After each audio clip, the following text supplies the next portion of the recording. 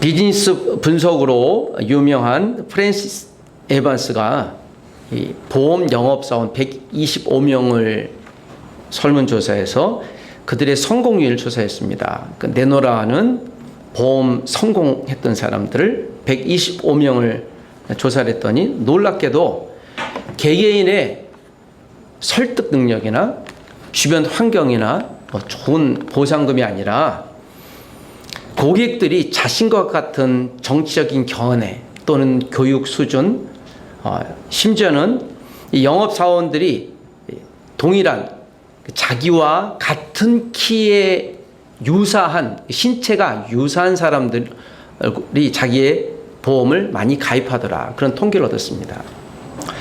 이것을 보니까 학력이든 정치적인 견해든 또는 말투든 또는 인종이든 그래서 여기서 보험업계에서 성공하려면 동정선호 기법을 써라. 고객과 함께 눈맞춤할 수 있고 비슷한 사람들이 가라. 여성은 여성, 남성은 남성, 또는 인종은 인종, 또 자기가 비슷한 형편에 있는 그런 사람들, 말을 잘 맞출 수 있는 분들.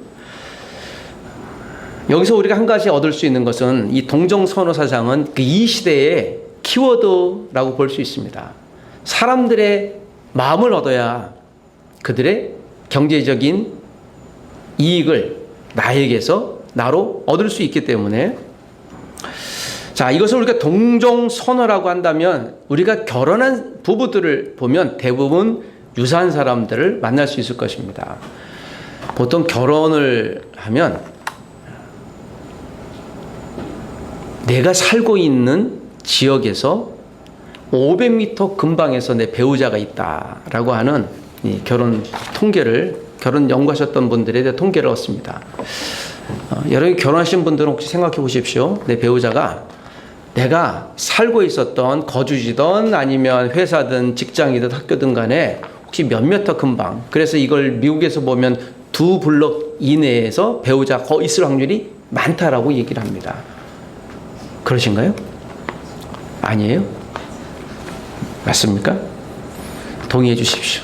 네, 맞습니다. 신앙이든, 그래서 여러분 교회에서는 교회 오빠와 교회 여동생이 결혼할 확률이 참 많고요. 이전엔 80년대까지 그래서 교회를 연애당이라고 했습니다. 그래서 교회 가면 연애만 한다. 지금 보니까 얼마나 아름답고 귀한 모습인지 모르겠어요. 네, 그만큼 우리가 믿음의 사람들을 만날 수 있기 때문에 그런 것이죠. 자, 이것은 우리가 자연스럽습니다. 그리고 우리가 학교 상황이 있다 보니 우리와 비슷한 느낌 또는 가치관 또는 지향점 이런 것들이 같은 분들이 잘 모여있기 마련이죠. 여러분 친구들도 그렇지 않습니까? 자, 이렇게 보면 우리가 만나는 사람들은 나와 유사한 사람들이다 라고 볼 수 있습니다. 자, 그런데 역설적인 기관이 있습니다. 교회는 그렇지 않아요. 오늘도 우리가 예배하고 있는 이곳에 보면 다양한 국가 또 다양한 배경 속에서 오신 분들이 있습니다. 교회는 원래 그래요. 자, 그런 배경 속에서 오늘 갈라디아서를 보면 갈라디아서가 훨씬 더 잘 이해가 될 것입니다. 갈라디아서의 배경은 약 AD 49년쯤에 기록되었을 것이라고 대부분 학자들은 이야기합니다. 이 시기가 중요한 것은 사도 바울이 1차 선교 여행을 마치고 AD 46, 7, 8년에 마치고 잠시 예루살렘에서 보고하는 과정 가운데 갈라디아 지역에 있는 교회 성도들에게 편지를 써야만 했습니다. 갈라디아 국가가 아니라 수리 안디옥 저 위에 있는 커다란 지역을 의미해요. 갈라디아 지역. 그래서 커다란 예배당이 있는 게 아니라 수천의 가정교회가 있는 그들에게 편지를 썼던 거죠. 이 지역적으로 있던 교회에게 바울이 편지를 써서 회람시켰습니다. 이날은 이쪽 가정에서 읽고 보고 했던 그런 회람 서신, 그 돌려보는 편지라고 볼 수 있을 것입니다. 자, 그 내용은 그런 것입니다. 갈라디아서 지방에 몇 가지 문제가 있었는데 하나는 복음에 대해서 왜곡하는 부류가 생겼습니다. 특별히 유대인들이 있었는데 유대인들이 율법을 지키고 할례를 받아야 한다라고 자꾸 왜곡해요. 예수님이 십자가를 무너뜨리는 거죠. 여러분 요즘도 우리 주변에 굉장히 많은 좀 사이비의 이단들이 있잖아요. 제가 수업 시간에 만나는 유학생들에게 부탁을 했어요. 혹시 학교 근처에서 태블릿 들고 열심히 뭐 설문조사하면 하지 말고 개인정보 주지 말라고 그랬습니다. 그게 여기에 스스로 하나님이라고 일컫는 여자 아주머님이 교주로 있는 데여서 제가 설명해 줬더니 아 그래요? 라고 제가 좀 주의를 줬습니다. 마치 복음을 자꾸 이제 왜곡을 해요. 제대로 해석하지 않는 사람들이 있는 것이죠. 이 당시에도 그랬습니다. 자, 그런데 예수님이 부활해서 천국으로 가셨을 때가 AD 한 33년, 4년쯤 돼요. 갈라디아서가 쓰여질 때가 AD 한 49년쯤 됩니다. 그러니까 예수님의 부활을 보았던 사람도 있었을 것인데 예수님이 부활하고 천국에 가신 걸 직접 보았던 사람이 아직도 쌩쌩하게 생존했던 때에 교회 안에도 복음을 자꾸 왜곡하려는 사람이 있어요. 그래서 이때나 지금이나 시대적인 배경 흐름들은 참 유사한 것을 봅니다. 그래서 갈라디아서는 오늘 이 시대도 우리가 본보기로 충분히 사용할 만한 또 그러할 만한 본문이라고 우리가 생각하고 봐야 될 줄 믿습니다. 그런 사람들이 있었던 것이죠. 그리고 그런 분들이 있으니까 교회 안에 잘 어울리지 못하는 부류들도 있습니다. 그 어울리지 못하는 부류가 갈라디아 지방이라고 그랬잖아요. 이 당시에는 헬라인, 즉 그리스인, 헬라 철학을 갖고 있던 분들이 있었고 또 유대 출신 그리스인, 이스라엘 출신 그리스인이 있었고 노예도 있었어요. 뭐 이집트 시작해서 저 이라크 지역부터 왔던 여러 잡다한 노예들, 그 당시 직업. 그리고 그때 은혜 받았던 부자들도 있었어요. 다양한 경제적인 배경, 또 인종적인 배경, 그리고 종교적인 배경들이 다양했던 분들이 예수님을 믿고 교회를 이루었는데 거기에 이제 크고 작은 문제가 생겼죠. 그걸 좀 바로 잡기 위해 본문을 썼던 것입니다. 자, 이렇게 이해하시고 오늘 이 본문이 말하는 바를 우리가 좀 생각해 볼 필요성이 있을 것입니다. 자, 갈라디아서 3장 23절에서 우리가 29절을 읽었는데 갈라디아서의 이 핵심의 말씀은 오직 이것이에요. 믿음으로 구원받는다. 그 믿음이 무엇인가에 관한 설명을 다시 한번 하면서요. 이것은 믿음을 왜곡하고 잘못 이해하시는 분들이 있었기 때문에 확인시켜 줄 필요성이 있었습니다. 자, 23절, 24절을 보면 율법 아래 매인 바라는 말이 나와요. 예수님을 제대로 믿고 있는 사람들도 불구하고 그들이 율법을 지키고 할례를 받아야 하는 이야기들을 다시 해요. 율법 아래서는 예수님은 율법의 완성자로 오셨기 때문에 율법 자체를 지킬 이유가 없는 거예요. 십계명도 율법입니다. 그럼 우리 십계명 지킵니까? 안 지킵니까? 지키죠. 그 완성자로 지키는 거예요. 여러분, 우리가 예배할 때 이 가운데 동물 제사로 예배하지 않잖아요. 그건 예수님이 우리의 십자가에서 동물 제사를 상징하면서 희생으로 돌아가셨기 때문에요. 어떤 것은 문자적으로 지켜야 될 것도 있지만 그러나 완성돼서 굳이 지키지 않아야 될 것들도 있어요. 자, 이것에서 오늘 초대교회에서 이미 해석을 다 해줬는데도 불구하고 잘못 해석하시는 분들이 있습니다. 24절에 보면 초등교사란 말이 나와요. 그러니까 아주 얕은 지식을 갖고 사람들을 설득하고 왜곡하는 그런 사람들이에요. 격하게 얘기하면 무식한 자들. 잘 알지 못하는데 해석하는 그런 사람들을 의미하는 거예요. 그래서 바울이 다시 한번 초등교사, 잘 알지도 못하는 사람들을 조심해라 라고 얘기를 합니다. 그리고 26, 7절에 보면 다시 한번 해석해요. 너희가 다 무엇으로 말미암아? 믿음으로 말미암아. 누구? 그리스도 예수 안에서 하나님의 누가 되었다? 아들이 되었다라고 얘기해요. 예수님이 누구인지를 얘기하고 하나님의 아들에 대한 이야기를 합니다. 27절에 누구든지 그리스도와 합하기 위하여 세례를 받은 자는 그리스도로 옷 입었다라고 얘기를 합니다. 28절에 너희는 유대인이나, 자, 유대인은 이제 이스라엘 출신 그리스인을 의미합니다. 또 헬라인들, 즉 그리스인들 얘기하죠. 종이나 자유인이나 남자나 여자나 다 그리스도 예수 안에서 하나이니라. 여러분, 28절 이 말씀은요, 이 당시에 굉장히 중요한 말씀이에요. 혁명과도 같은 말씀이에요. 남자나 여자가 하나라고 생각 전혀 안 해요. 여러분, 로마의 기록에 보면요, 여성은 들지 않아요. 여성이 기록되지 않는 이유는 아이와 여성은 사람으로 보지 않았기 때문에요. 그 당시에. 그런데 여기 여성이 등장하죠. 이거 굉장히 중요한 단서예요. 남자나 여자나 다 하나다. 그 교회는 신비하게 봤어요. 이상하네. 종이나 자유인이나 종과 자유인. 그 당시 이 노예들은요, 종들은 이 수단이에요. 주인들의 품목이에요. 그 제사 목록이죠. 그러니까 사람으로 보지 않았습니다. 그런데 종이나 자유인이나 하나라고 봐요. 유대인이나 헬란이나. 그래서 이 갈라디아서 성경 제일 첫 번째 기록된 성경이 야고보서나 갈라디아서 비슷한 시기에 쓰였는데 이때 이 말씀이 등장한 거는요. 교회는 세상과 완전히 다른 세상이라는 걸 선포한 거예요. 그 신비한 집단이라고 봤을 것이에요.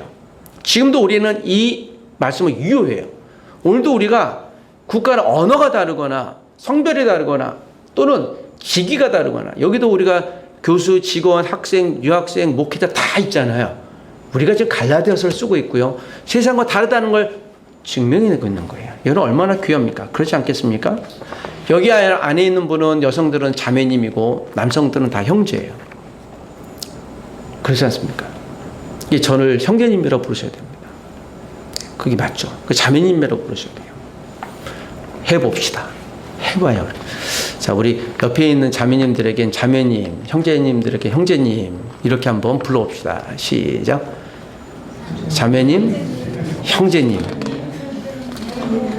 네, 자매님, 형제님. 인사를 하는데 담소하지 마십시오. 끝나고 하십시오. 자매님, 형제님. 자, 이 교회가 이 당시에는 정말 새로운 집단이라고 하는 게 또 로마서에도 알 수 있어요. 나중에 로마서 한번 보십시오. 로마서를 특별히 할 때 바울은요, 자기와 친한 분들 또는 중요한 사람들에게 호명을 해요. 그 로마서 16장 1절에서 16절 보면 로마 교회에 보낸 편지 중에 몇몇 사람들을 써요. 이게 사실요, 바울의 신의 한 수였어요. 이 편지가. 교회가 무엇인가를 우리는 어떻게 하는 것을 잘 드러냅니다. 로마서 1절에서 16절 보면 여러 사람을 등장시키는데 교회를 도왔던 자, 이 사람들은 굉장히 귀한 사람들이요 라고 이야기합니다. 브리스가와 아굴라, 프리스킬라와 아쿨라라고 하는데요. 브리스가는 로마인 출신의 예수님을 믿고 개종했던 여인이에요. 바울이 신실에 도왔던. 아굴라는 유대인이에요. 이 둘이 결혼했어요. 그런데 이 프리스카는 아주 부유한 집의 딸인데 아굴라를 따라서 로마 황제가 로마 이방인들을 떠나라 할 때요, 로마 시민권을 건립하고 떠났던 귀한 자예요. 그리고 돌아다니면서 바울과 많은 교회를 세웠던 거죠. 브리스가와 아굴라. 그래서 프리스카라고 하는 영어 이름을 많이 갖고 있어요. 굉장히 귀한 이름인 거죠. 에베네도가 나와요. 이 사람들은 그리스인, 헬라인이에요. 그런데 로마 교회 아주 신실한 일꾼이에요. 로마 시민권은 여러분 상상 못할 권위가 있어요. 로마 시민권 하나 있으면요, 지금으로 따지면 수억 원을 줘도 로마 시민권 하나 얻으면요, 이제 우리 집안이 폈다. 이제 그럴 정도인데요. 로마 시민권 에베네도가 그리스도인이 됐어요. 그런 곤란함을 감당하고. 베베라는 사람이 나와요. 이건 여성 집사님인데요. 이분은 아마 굉장히 부유했던 것 같아요. 근데 자기 재산을 팔아서 굉장히 많은 사람들 도왔어요. 그리고 빌롤로고가 나와요. 이 사람 이름 중요한데 이 사람은 노예예요. 지금 부한자나 노예나 여성이나 그리스인이나 유대인이나 그러니까 로마 교회가 그랬다라는 것. 오늘 갈라디아도 그랬다는 거예요. 그래서 이 사람들의 이름이 그렇게 중요한 것은 이게 바울이 하나님이 그에게 성령이 충만함을 주셔서 신비하게 기록하게 하셨구나. 이것도 여러분 우리가 비유하자면 어떻게 돼요? 여러분 이 땅의 모든 교회들은 어떤 교회 됩니까? 여러분 우리가 다니는 교회는 혹시 국적이 어떤 분들이 있습니까? 한국분 있고 또 경상도, 전라도, 충청도, 강원도, 제주도 한국분 있고. 그런데 여러분 이건 옛날 말이에요. 지지난주에 우리 이 기독교 통계 내는 한 단체에서 한국은 다민족 국가입니까? 단일민족 국가입니까? 그때 85%가 다민족 국가라고 했어요. 한국 분들이. 그러니까 우리는 이제 단일민족은 사실 역사적으로 단일민족일 때는 없었어요. 그냥 우리가 그렇게 불렀던 거죠. 백이민족, 하나민족, 죄송한데 그 착각이고요. 그냥 그러고 싶었던 거죠. 정체성을 잘 지켜왔다라는 속에서 맞지만, 그런데 이제는 허물어졌어요. 왜 그럴까요? 제가 이 본문을 준비하면서 이제 우리가 그러면 2023년도, 2024년도 또 2030년도를 준비해야 되는데, 제가 조금 여러 가지 것들을 한번 준비해 봤습니다. 제가 요새 여러 정황들을 보고 이제 곧 수시 있잖아요. 이제 신입생들 모집해야 되지 않습니까? 여러분 1학년들은 2학년이 됩니다. 기쁘시죠? 이제 후배가 생겼습니다. 여러분의 주머니를 털어 밥을 사줄 수 있는 기회가 내년부터 오는 거예요. 얼마나 좋아요. 그런데 이걸 보면서 우리가 이처럼 갈라디아 교회, 로마 교회처럼 다양한 사람들, 다양한 부류가 있는 공동체, 우리가 주중 예배 공동체이지만 어떻게 섬겨야 될까를 생각해 보는데요. 학령 인구를 이렇게 한번 보시면 계속 우리가 뉴스를 봐서 알겠지만 오늘 제가 드린 화면에는 2014년부터 올해까지가 이렇게 있습니다. 그런데 여기서 2019년도에 딱 정점을 찍었죠. 그때 굉장히 많은 얘기를 했어요. 야, 학령 인구 줄면 대학교가 얼마나 많이 없어질까. 올해도 저기 지방의 어느 대학이 그냥 없어졌잖아요. 그냥 없어지는 거예요. 여러 가지 이유가 있는데 한 가지, 사람이 없어요. 그 이유 한 가지예요. 그리고 학생들 다 편입해서 그냥 주변 지역으로 이게 분산됐습니다. 이때가 2019년도가 입학 정원과 수험생이 딱 맞는 때예요. 이때가 47만여 명 됐습니다. 그런데 올해 39만 8천 명이 됐고요. 이제 계속 떨어져요. 35만까지 떨어져 내년에 점점 떨어집니다. 제가 어제 신변일을 했는데요. 제가 생기부를 떼봤어요. 초등학교, 중학교. 옆에 초등학교가 생기부를 떼봤는데 있더라고요. 제가 좀 다른 거 궁금한 점이 있고, 제가 이 성격 프로파일러 분석사 자격과정을 하면서 저를 좀 분석해야 될 일이 있어서 나는 어떤 사람이지 하고, 그래서 거기 선생님이 저를 평가한 내용이 궁금해서 제가 띄워봤는데, 제가 정말 이상한 아이더라고요. 그때 선생님들 비하면. 장난이 심하고 소극적이고 굉장히 침묵이 있고, 그래서 이것만 넣고 보면 제가 ADHD 정말 전형이었어요. 그게 맞아요. 장난이 심하고 이상한 달나라에서 온 아이처럼 보이는데, 그때 80년대에 여러분 학령 인구가 몇 명이었는가 하면요, 거의 100만 됐어요. 그래서 90몇만. 제 기억에 이제 반을 보니까는 저 5학년 때 23반까지 있어요. 낮반, 오전반만. 오후반도 거의 20반 있고, 한 반에 77명이었어요. 그것도. 그러니까 그냥 그 떼거지로 뭐 그랬던 때죠. 그러니까 여러분, 이렇게 사람 걱정은 안 했습니다. 제가 이야기를 하는 일 여러분 우리가 잘 새겨둬야 돼요. 우리가 내년에 만날 사람들은 더 줄어들 거예요. 물론 복음은 여전히 지금 그리스도인들이 어떤 통계 보면 10분의 1이라고 해요. 우리나라 인구에. 그러니까 한 400만 정도 되는 거죠. 교회 출석하시는 분들이에요. 25% 크리스찬이란 말은 좀 굉장히 과장된 거고요. 많아봐야 한 800, 900만 봅니다. 그러니까 우리나라에 한 6분의 1 정도 많아, 400에서 500만 정도로 보는 주일 출석하시는 분들, 그 출석 인원이. 그렇다고 하면 여전히 복음의 영역 굉장히 많긴 합니다만, 우리가 이 상황에서 자, 갈라디아 교회 성도들이 이렇게 다양하게 이루어졌다면 우리가 이 시대를 어떻게 읽고 있어야 되냐, 이것이 우리 기도 제목이 되어야 되는 거예요. 그래서 우리가 부흥이란 이름은 양적인 것도 있지만, 그럼 이 시대를 한번 우리가 정신을 읽어보면 앞으로 양적인 것은 그렇지 못하겠다. 그러면 우리가 어떻게 접근해야 될까 해서 조금 더 섬세히 우리가 맞춤식으로 준비해야 될 줄 믿습니다. 제가 대학원 공부하면서 학교 선생님들이 이제 초, 중 학교 선생님들하고 굉장히 친한데요. 이분들이 굉장히 요새 우울해져. 뭐 초등학교 또 중학교 뉴스 아시잖아요. 저는요, 초등학교 다닐 때 정말 맞았는데요. 아직도 생각이 나요. 초등학교 3학년 선생님이 정신봉이라고 해서 이만한 걸 갖고 애들을 때리는데, 그냥 때리는 게 아니라요, 이렇게 때렸어요. 제 기억이 나요. 그 선생님이. 얼마나 무서웠는지. 그 이름, 불독이라는 이름이 생각이 나요. 어제 생기고 보니까 그분 이름 보니까 생각이 나요. 아, 이분이 그렇게 때렸지요. 제가 여기 얼마나 많이 맞았는지, 장난을 많이 쳤다는 거죠. 수업 시간에. 그러니까 그렇게도 선생님 오라요 하고 그렇게 지냈어요. 제가 또 여러분 옆에 있는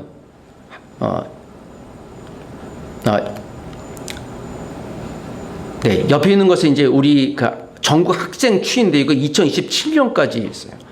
지금 쭉 꺾어졌잖아요. 이건 이제 초, 중, 고등학교 다 합쳐서예요.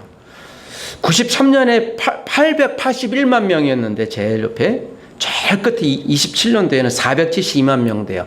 안 그래도 줄어드는데요. 이제 4년 뒤에는 반토막이라는 소리예요. 그러니까 이제 우리가 예상되잖아요. 그래서 2040년까지 제가 통계를 좀 보니까요. 이제 각 반에는 초등학교에는 한 15명, 20명도 안 될 거예요. 지금은. 그러니까 더 줄어드는 거죠. 여기에 제가 또 봤습니다. 올해 2월 통계예요. 올해 2월 통계 보면 우리나라 이 한국에 있는 유학생이 약 20만 5천여 명 되는데 제가 유심히 봤던 한 대목이에요. 자, 제가 2003년부터 외국인 유학생들을 섬기고 있는 목사로 아주 유명한데 우리나라에서. 그래서 이들을 어떻게 섬겨야 되나라는 것을 이제 보는데 베트남 학생이요. 올해 역전이 됐어요. 7만 200명이고요. 중국 학생이 6만 3천 명이었습니다. 중국 학생이 수는 변하지 않는데 베트남 학생이 작년보다 갑자기 많아졌어요. 갑자기. 이 이야기는 무엇일까요? 우리가 좀 이제 집중이 될 대상들이 아마 국가에나 대학에서 흐름이 바뀌는 거예요. 결국 이들과 경제 블록이나 여러 가지 접근이 다를 거예요. 그래서 아마 대학이 굉장히 관심을 많이 둘 거예요. 그 이야기는 우리가 접근하고 에너지를 많이 쏟아야 될 대상들이 그럴 것이라는 거예요. 우즈베키스탄 학생이 1만 명이 넘었습니다. 1만 2천 명 정도 되니까. 자, 이 이야기는 무엇이겠습니까? 아, 중앙아시아 학생들이 많이 오겠구나. 갑자기 들은 거예요. 그리고 이제 몽골 학생들이 1만 2천 명 정도 되고요. 그 다음에 일본 학생 이렇게 될 겁니다. 대학별로 보니까 성균관대가 제일 많고 경희대, 연세대, 고려대, 우리 옆에 있잖아요. 그 연세대는 빼고 경희대, 고려대, 우리 광운대, 제가 5개, 6개 대학이 관심대학인데 제가 우리 학교를 중심으로 해서 한 15분 이내에 우리나라 유학생이 한 11%가 있어요. 여기만. 이 이야기는 우리가 이 시대에 또는 앞으로 흐름들을 어떻게 알고 섬겨야 될 것인가에 대한 마음들이에요. 이제 앞으로 이렇게 다양하고 또 다변화되고요. 이제는 그런 얘기도 하지 않습니까? 외국인 유학생들에게 투표권을 주자 말자 이 이야기까지 나오잖아요. 아니 투표권을 왜 줘? 이제 한국의 전 기반 시설이 그분들 아니면 또 외국 분들 아니면 안 되는 거예요. 이제 우리가 이걸 받아들여야 돼요. 그렇다면 교회가 이 당시에도 교회는요 굉장히 진보적이었어요. 교회가 참 신비하다. 그래갖고 핍박을 많이 받았어요. 이상하다고 하고요. 그들이 모이기만 하면요 아기 잡아먹는다 그랬어요. 식인족이라 그랬어요. 왜냐하면 맨날 예수의 피를 마시고 뭘 마신다. 그걸 진짜 오해해서 카니발리즘이 있다고 해서 실제로 교회가 핍박받았던 전황이 있었습니다. 그러니까 예수의 피가 성찬식, 성례식이잖아요. 근데 그들은요 다양한 외국인이 왔을 때 하나가 됐어요. 그거 하나로. 성찬식 하나로. 우리는 한 무엇이라고요? 가족이란 이야기가 그 성찬식이 중요한 거예요. 아무나 받지 않죠. 오늘 이제 우리가 앞으로 기도해야 될 대상들이에요. 오늘 우리 주중 예배 수요체플 가족들이 우리뿐만 아니라 앞으로 오는 열방에 계신 분들, 우리 여기 이 대학에 있는 교수님들, 또 직원생님들, 한국 학생들, 대학원생들 뭐 관계없어요. 일반인들 관계없습니다. 그 한 분 한 분들을 우리가 어떻게 하면 한 가족으로 고민하고 섬겨야 되나. 그들이 예수님 믿기를 원하지만 그리 아니할지라도 그들에게 우리가 그저 한국 사람으로서 또 그들을 섬길 수만 있다면 얼마나 좋을까라는 생각을 해봅니다.